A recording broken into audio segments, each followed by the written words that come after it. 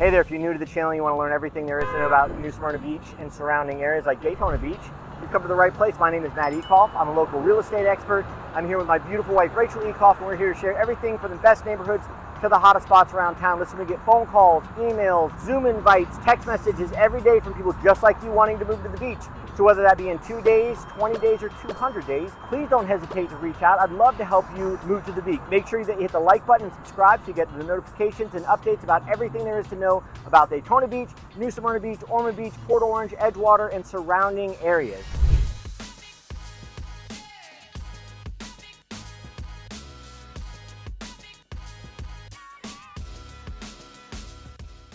Now today we're going to be doing a Daytona Beach Pros and Cons 2.0. We had a lot of people view and a lot of people comment on our first Pros and Cons video for Daytona Beach, but unfortunately our microphones weren't working the right way, and so most of the comments were like, hey, we really can't hear you, we can't hear what you're saying. So if you're one of those people, I apologize to you. I apologize to every person that said that in the comment section, but we didn't know our microphones were done until it went, or were not working until it went to editing, so I apologize. So today we're going to do a pros and cons video about Daytona Beach, and we're going to do some driving around. We're going to go to a couple different shops. We're going to walk in some of the popular areas, and I think we're going to have a good day. So let's get started.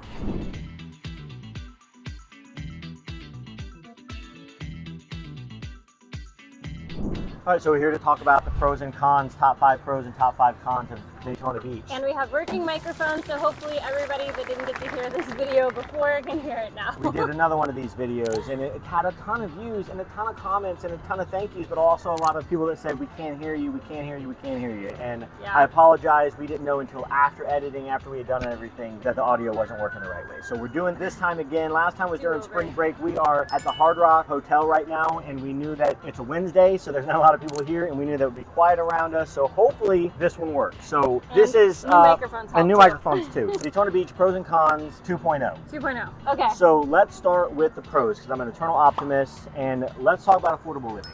Absolutely affordable living in Daytona Beach. There are 75,000 residents here. Average home price is $355,000. That's crazy for everything that you get. I know there's going to be some haters. I'm going to talk about this a lot during this video.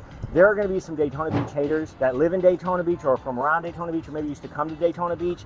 But for what you get for your money, there's a lot of stuff to do here. I mean, for a city that's only got 75,000 residents, there is a ton to do. And Daytona is finally starting to put some money back into the area. They're redoing some of the roads, they're redoing the boardwalk. So, but affordability and where you can live in the different areas. We did another video on the top 5 neighborhoods, which this is not going to be in the right order, I know, but we had Mosaic, we had LPGA, we had Margaritaville. Oh my gosh, we've done a whole separate video on Margaritaville. Unbelievable place. We had Ortona, and then we had Plantation Bay for our top 5 areas to live. But you're close to everything, and again, at an average price point of $350,000, or even in Margaritaville, having the best of the best model home, 3-bedroom, 2.5 bath, 3-car garage in Margaritaville for $700,000. I mean, and you're close to everything. Well, I'll save the shopping and stuff for you, because that's another pro. But affordability, absolutely pro numero uno, if I spoke Spanish. All right, so number 2, beautiful drivable beaches. We have the beach right behind us right now.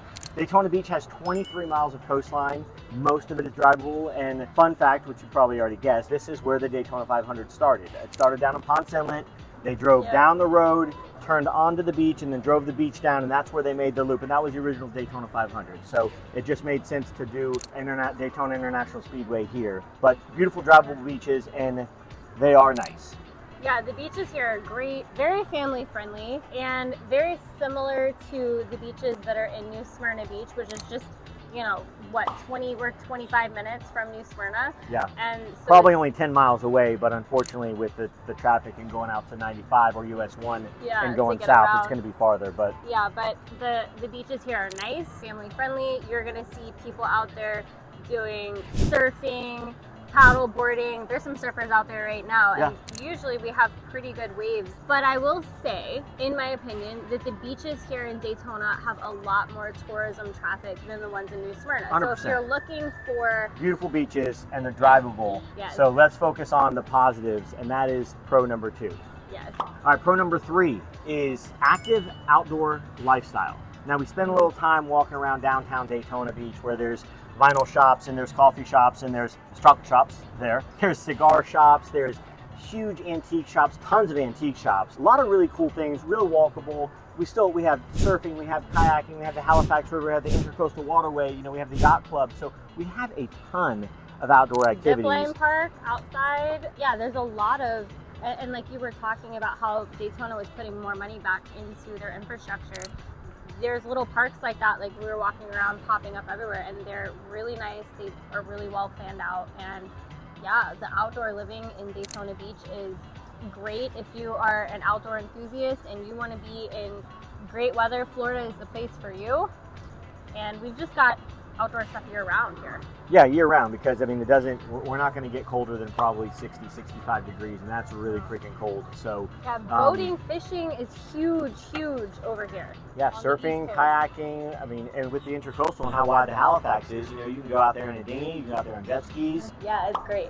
All right, pro number 4, proximity to everything. Yeah, so Daytona is, you're maybe an hour away from Disney from here, Orlando. I mean, and Orlando has just everything that you could need. SeaWorld, Universal Studios, Disney World. Shopping galore, huge malls, huge outlet malls. Fun fact, there is a outlet mall here in Daytona as well, and that's a pro. Some of the shopping in Daytona is just phenomenal. So let's talk about just a couple things. So New Smyrna Beach, probably about 20, 25 minutes away. Depends on what way you take, and honestly depends on what time of year and with traffic and things like that. Ormond Beach is just north of us. St. Augustine's about 45 minutes, 35 to 45 minutes away. Palm Coast also about 25 to 35 minutes north of us. Jacksonville is about an hour. Orlando is about an hour. So you're really proximity to everything. But again, Daytona Beach, even though it's only 75,000 residents, think of all the things that you have. And I'll let you go through the shopping stuff soon, but I mean the major stuff that you have here. So again, I know we're going to hear some haters, and there are probably people that live in Daytona Beach, but for an average home of $350,000 to be as close as you are to some of the things that we have, this is unbelievable. It really is incredible. All right, and then let's go on to number 5, which is vibrant culture and events. There are a lot of things here. I mean, we already talked about, you know, Daytona 500, Pepsi 400, Bike Week, Spring Break, but you know, where we were walking around all the shops downtown, you know, they shut that down and they do festivals and they do 5Ks a lot around here. They do events up and down. We're on the beach now, but they do a lot of stuff here. They do concert series. There's just the outdoor living and the activities local are I feel like there's always a planned event here in Daytona, and that I'm trying to tie into the pro of shopping. Outdoor festivals also include shopping, and so we're going to talk a little bit about some of the shopping that's here in Daytona. So we have the Auto Mall, which is like a huge car automotive store, if you will, but it's just like all in a line. It's got Infiniti, BMW, Mercedes, Ford, Subaru, Audi, all on one long strip. There is a AutoNation there. There's a Honda Acura dealership. I mean, all down one road and one drive. So it's got all of that, which is close to Daytona. It's on the other side of Daytona 1. So Daytona 1, which is across from the Speedway, has a movie theater, it's got shopping, it's got restaurants, and it also has a new Costco, which I love. It's got a NASCAR hotel. It's got a NASCAR hotel. There is a mall here in Daytona, which is, but the outlet mall is great. Tanger Outlet Mall is wonderful, and it's across the street from some other stores like Buc-ee's. There's a Buc-ee's here. There is a Buc-ee's, which is funny for us because we did live in Texas, and now that we're in Florida, we just got a Buc-ee's, and it's just sort of this like tourist attraction that happened here, and it's funny to see. I've never been to a Buc-ee's, and you know what? Honestly, I haven't said one thing in this video about. Leave a comment below. Tell me why Buc-ee's is so special. I've never been there before. I'll tell you, it's just principle now for me. I'll tell you a couple other things I've never done. I've never wrote LOL. I've never done that before. I've never sent an emoji before. These are just principle things, and so I've never been to a Buc-ee's. Tell me why below in the comments. It has nothing to do with real estate. This is a real estate channel. But tell me why do you love Buc-ee's? I would really like to know. Or I'd love to know why you also hate Buc-ee's and why it's irritating to have the long line of cars. So what's one of the other shopping things that we were just noticing on the drive over here that we never mentioned before? The flea market. Oh, yes. It's an unbelievable There's a giant flea market in Daytona. And it is crazy busy. Tons of times. It is just a hodgepodge of stuff. You can buy cars there. and you can buy used dolls from the 1930s. You can buy golf carts, and you can buy probably old antique pottery things there. I mean, it's just a plethora of stuff. It is entertaining for sure. It actually should be in the entertainment section. It should be in the entertainment section, I think. Yeah, it is, I guess, technically shopping. So it's a fun thing to go check out and do. And it's open during the weekends, I believe. Yeah, during Friday, Saturday, Saturday, and Sunday. And it's crazy busy. And we also, part of entertainment, we have a brand new aquarium. It's not a huge aquarium, but it is super nice, and there's an exhibit there where you can pet the stingrays. And I will tell you that is mostly what the kids did for about 30 minutes, is feed and pet stingrays. Yeah. They could not care less about any of the other animals for at least 30 minutes. They had to pet stingrays, and it was really a fun experience. All right, so let's move to the negatives. All right, so Rachel calls it driving Tourette's. I get a little bit angry when people drive in the fast lane when they're not going fast, when there's tourists. I'll tell you, our daughter's 11, but when she was younger, 5, 6, 7 years old, she used to call tourists tortoises. And she called them tortoises for a long time, and I'm like, baby, they're not called tortoises, they're called tourists. And she's like, oh, I thought they were tortoises because they're slow and confused. And I'm like, you know what, actually, we're gonna start calling them tortoises.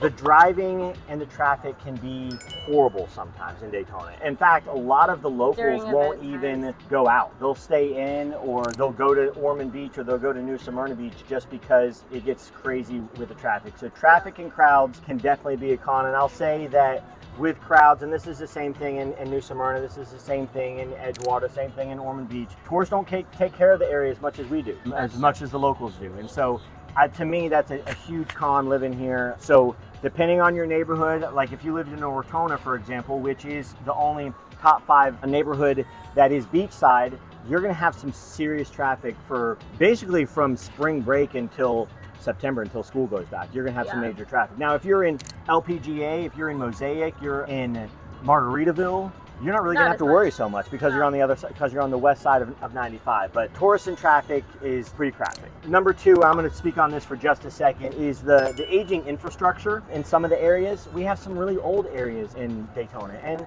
some of them are really nice, but there are some old neighborhoods that haven't got to redevelopment yet. And so you can look at it 2 ways. Eternal Optimist says you can look at it as positive because there's a way to buy in cheap, and that's going to appreciate high later on. Or you can look at it as this is going to take a while to appreciate. So some of the infrastructure is not the greatest in Daytona, and it's a little bit seasoned. So I won't stick on that for a long time. Let's talk about number 3, which is weather risks. Oh, weather risks. Well, living in Florida goes hand in hand with hurricane season. And I know that a lot of people get scared and are turned off by the idea of living in Florida because of hurricane season. I know that that's a big con for people because they worry about never having been here before during a hurricane season, and it seems a lot scarier, I think, with news outlets and like the media showcasing the worst of the worst. And honestly, we've lived here for almost our entire lives, and we've been through so many hurricanes, and it's really about prepping for hurricanes, making sure that you have things tied down, making sure you have supplies like water. Most of the time, your power is back on within that same week, unless it's just... A week is a long time too. Yes. I mean, usually 24 to 72 hours your power is back on. Yeah, but, I'm talking about worst case scenarios. But a lot of people in Florida now are equipped with Generacs and generators, and I think that that's just... Hurricane season really is about prepping, making sure that you have the right materials, making sure that you have things to get through when there is no power. But honestly, it never lasts for too long. And a lot of people, like I said, have Generacs, they have generators, and that really makes all the difference. We've stayed for every single one of them. Yes. It's, there's some wind and there's some power outage and there's some down limbs, and yes, there's been some bad scenarios where whole trees falling down on a house and stuff like that. But that can happen anywhere, right? There can be fires, and there can be tornadoes, and there can be earthquakes, and there can be blizzards, and there can be tsunamis. I mean, but we have none of those. We don't have any of those, and we have great weather. And we have a lot of prep. Yeah. We have 4 or 5 days before the hurricane's going to hit here. That's true, and I think that that's super, super important for people to understand. You have time because you know in advance that this storm is coming. You don't have time for a tornado or earthquake. Yeah, you have no time how old some of the houses are in Daytona and Ormond and New Smyrna Beach. Our house is built in 1946. It's gone through a lot of hurricanes, and it's still perfectly fine. We have a 40-foot tall banyan tree in our front yard that loses some limbs every hurricane season, but I mean, it's strong. It stays around. So those are really, when you're local, hurricanes is not really a big deal, but you're not local. I want to help you be local. I want to help you move here. So that's why we do these videos, so we can talk about the things to understand and maybe avoid, or maybe not worry so much about. All right, so let's talk about, let you as a mom talk about this next one too, the mixed school ratings. Okay, so Daytona Beach does have a mixed school rating. It doesn't have the same kind of school ratings like you would have in Port Orange. Port Orange has amazing public schools. New Smyrna Beach, amazing public schools. Ponce Inlet, doing great in public school area. So all of those areas have really highly rated public schools, and Daytona is not on the top of the list on public schools for Volusia County. Depending on where you live, though, because you could be in Daytona Beach and you could go to Spruce Creek, which is an amazing high school, or you can live in Daytona and go to Mainland, which is not as much. Very athletic centric, but not as highly graded as a school there. But like Matt was saying, because you have choice of school in Florida, you don't necessarily have to go to that specific public school either. You can get them on a list to go to a different public school in that, like if you were here and you wanted to go to Port Orange. You always have private school too. And then I was also going to say that there are choices for private school here in Daytona. We know about those schools. Actually, Matt and I went to some of those private schools here, and they're fantastic. So you have a ton of options for schools. You have Father Lopez, you have Warner Christian. Warner Christian is great. So there are some options for private schools. All right, then I'm going to talk about the fifth and final con, insurance costs. So you have to have flood insurance in specific areas if you have a mortgage. Your mortgage lender is going to require it. There are some sections of zone X or X500 that you might not have to have it. If you're high and dry, you can check out a previous video that I have on flood zones that explain and break down AE versus VE versus X versus X500. But if you have a mortgage, especially if you're beachside in Daytona Beach, they're probably going to make you have flood insurance, and then you have to have property insurance on top of that. This is going to range anywhere between $2,500 a year to $15,000 a year, all in. I'm not talking about just for flood insurance. I'm talking about for flood insurance and property insurance and things like that. Now, if you're in a condo, most of the time the condo part of HOAs will cover your insurance. They just won't cover interior personal property, but they will cover exterior. But just make sure that you understand. And again, when you contact me and we speak, I'll send you the actual MLS, and you can see, and I can show you,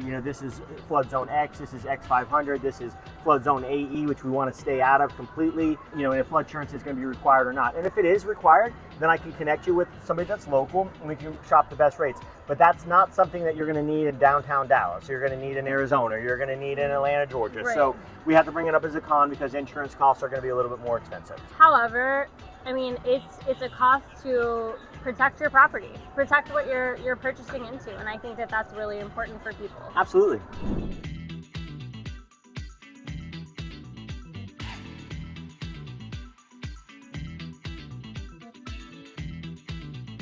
So we're in downtown Daytona Beach right now, and Daytona is known for being an outdoor activity city. There is tons of things to do here. There's events all the time. Behind us is one of the local splash parks. It's public. And then behind that is downtown Daytona Beach. Just like it's a row of shopping and antique chocolate shop, vinyl stores. It's got chocolate shops, and it's got another chocolate shop. It's got ice cream. And it's got ice cream, coffee, antiques. A lot of stuff to do. Really old and charming too. And it's got a chocolate shop. It's a really awesome chocolate shop also. But this is really cool. We're on the Halifax River, so right across here. You can't really see it probably in the video, but you got Jackie Robinson Stadium. We have a local baseball team, AAA baseball team called the Tortugas. So that's pretty awesome. They got all this walking up and down here. So like Rachel said, we're talking about pros and cons today. Two of the pros are outdoor living and recreation, and also events. And this area has both of them. They shut down this street lots of times and do festivals and things like that. They're getting ready to do that for 4th of July weekend, which we're in right now. And then outdoor living and outdoor activities. You can come down here, jogging trails. We've passed people on their bikes and jogging and even golf carts. This is definitely two of the major pros for Daytona Beach, outdoor living and events and activities. So let's go walk by some of the shops across the street. Let's go in some of the shops. Maybe the chocolate shop. This is Riverfront Park. It is pet friendly, as long as your dog is on a leash. It's a public park and almost kind of a little bit of an art installation that's over here. It's really nice. There's trees and stuff over here, so it's a little shaded. This is just a cool place to hang out and spend some time in Daytona Beach. It's not on the beach, but we are on the water.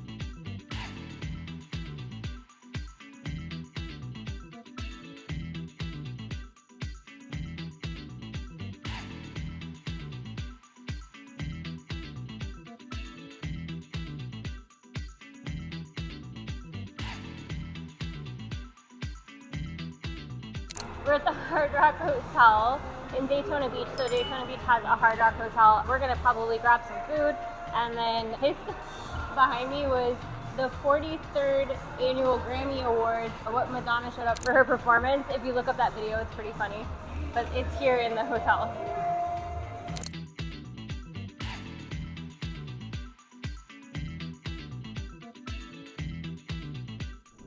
All right, so we hope you enjoyed our video today. We got to drive around Daytona Beach. We got to talk about some different things. We got to go in a vinyl shop and some antique shops and just kind of see what some of the outdoor living looks like. Some of the pros that we discussed today on pros and cons were the beautiful beaches, drivable beautiful beaches, also the affordability, which is awesome. I mean, you get a lot of bang for your buck here in Daytona Beach, especially compared to Ormond and Daytona Beach. And then outdoor recreational lifestyle. I mean, we walked around a lot. We got a beautiful plaza out here. So what's some of the other pros that we were talking about today? You've got events and activities galore in Daytona Beach. There's always something going on. Even the street right behind us they'll shut it down and they'll do like little fairs, they'll do outdoor shopping events. Festivals. I mean, you've got Daytona 500, you've got Bike Week, there is just a plethora of events and things that go on here. And then also proximity to major cities as well. And like just where Daytona Beach is situated, Matt can also show you that on a map. Like we're close to everything, even though we are beachside. You're still only about an hour away from Disney. Hour 15 minutes from Disney, from Universal, from downtown Orlando. You're 45 minutes to an hour from Jacksonville, 45 minutes to St. Augustine, which has a ton of stuff to do as well. Of stuff. So, you know, affordability with, you know, close proximity to everything else. Then we talked about some of the cons, which was the aging infrastructure. We also talked about the crowds and the traffic. Oh my gosh, because we got some big stuff here. Tourism is huge.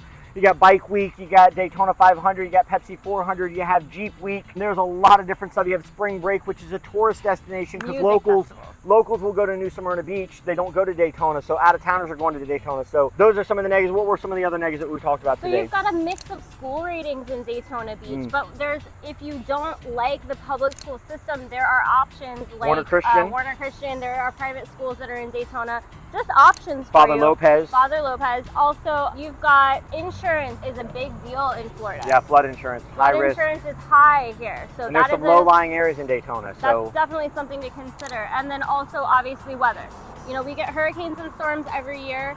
It's not as big of a deal as people want to make it out to be, but I mean, it is a risk factor. It's something that you take on when you're living in Florida and having this lifestyle. But we don't have fires, we don't have earthquakes, we don't have tornadoes, we don't have blizzards, we don't have typhoons or tsunamis. You measure it all out. But anyway, listen, we get phone calls, emails, text messages, Zoom invites every day from people just like you wanting to move to the beach. So whether it be in 2 days or 20 days or 200 days, I would love to help you move to the beach. Again, I'm a local real estate agent. My name is Matt Ecoff. This is my beautiful wife, Rachel Ecoff, and we will see you next time. Thanks so much. Bye.